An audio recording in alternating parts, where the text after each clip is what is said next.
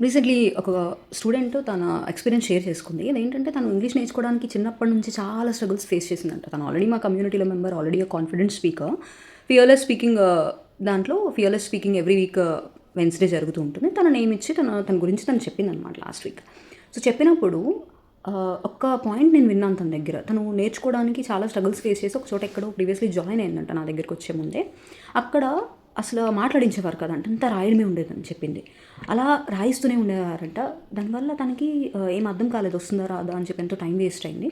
ఆ తర్వాత she ended up here. Now she became a confident speaker. She is trying for proficiency. So, మీ అందరికీ ఈ video ప్రత్యేకించి ఎందుకు చెప్తున్నానంటే వీడియోలో, మీరు కూడా ఎక్కడైనా జాయిన్ అయ్యేటప్పుడు రాయించడం మాత్రమే ఉంటుంది, మాట్లాడించడం ఉండదంటే జాయిన్ అవ్వకండి.